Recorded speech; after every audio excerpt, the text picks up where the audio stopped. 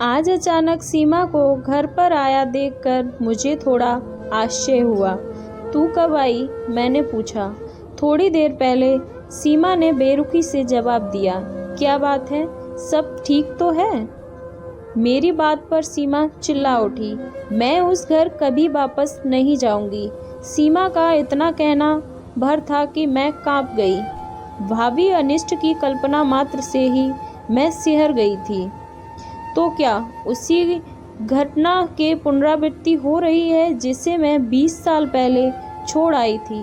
तब सीमा 3 वर्ष की थी। मेरी अरुण से कभी नहीं पटी। हमारे वैचारिक मतभेद इतने बढ़ गए थे कि हमने अलग होने का फैसला ले लिया था। आज अपने फैसले पर अफसोस होता है। पति पत्नी के बीच इतनी बड़ी खाई नहीं होनी चाहिए जिसे पाटा ना जा सके।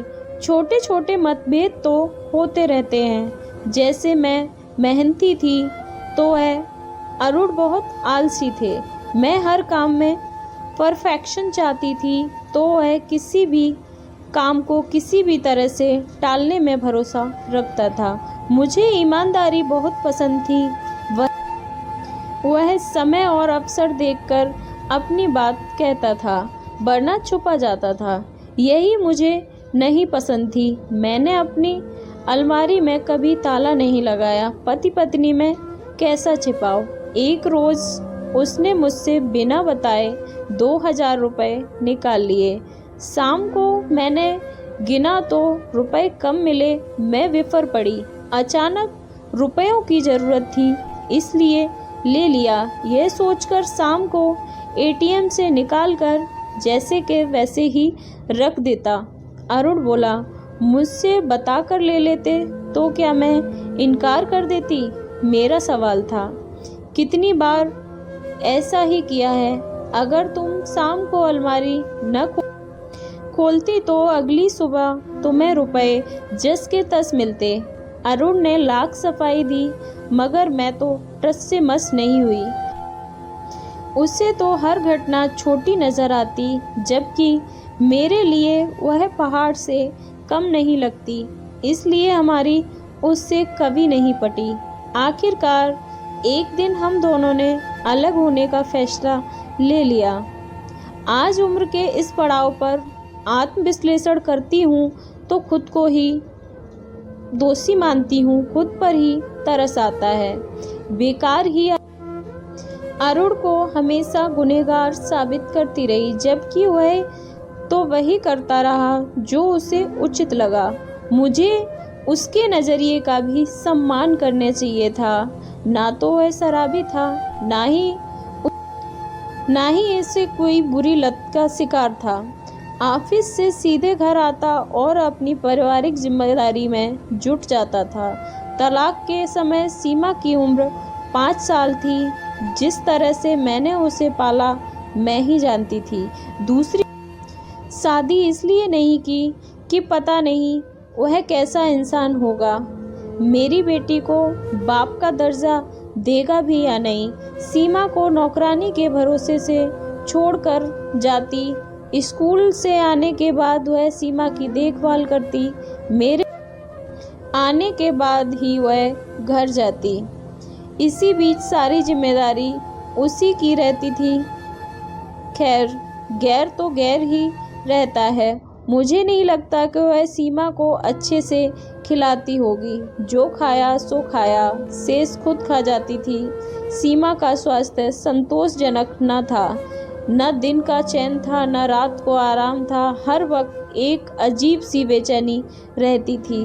उस समय सीमा का बार बार पापा को पूछना, मैं क्या जवाब देती। वक्त के साथ जैसे ही वह बड़ी हुई, मैंने उसकी शादी भी कर दी थी। उसकी शादी के 1 साल बाद ही वह ससुराल को छोड़कर मेरे पास आ गई। वह कभी वापस न जाने के लिए फैसला लेकर आई थी।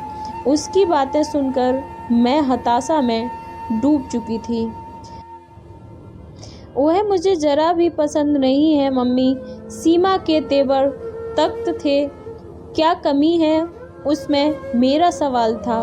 वही जो पापा में थी।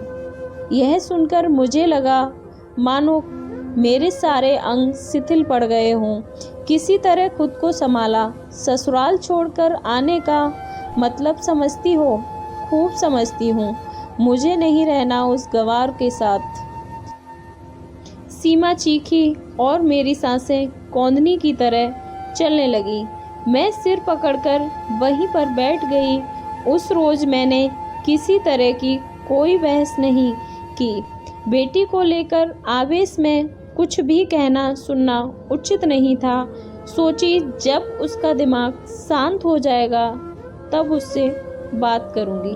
अगली सुबह मुझे काम पर जाना था, पर मन नहीं कर रहा था। फिर भी चिंता के मारे मेरा मन नहीं लगा। शाम होते ही मुझे हरारत सा महसूस होने लगी थी।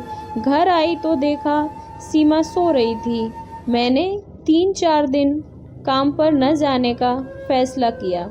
इस बीच सीमा को समझा बुझाकर घर वापस भेजना ही मेरा मकसद था। हर माँ बाप से गलती होती है, मगर वे नहीं चाहते कि उनसे वही उनके बच्चे भी वही गलती दोहराएं, उसी रास्ते पर चले जाएं। मेरी जिंदगी में तुम थी, मगर तुम्हारी जिंदगी में कौन होगा? अगर पति ना हुआ तो कैसे काटोगी? अजगर की तरह पसरे हुए इस वक्त को कैसे सहोगी जो मैंने सहा है? आवेश में उठाया गया हर कदम तुम्हारे गहरे पश्चाताप के सागर में तुम्हें डुबो देगा। क्या कभी सोचा है? अभी यही सब कुछ मैं सीमा से कहने ही जा रही थी कि देखा सीमा सूटकेस उठाए मेरी तरफ आ रही है। मुझे सुखद आश्चर्य हुआ।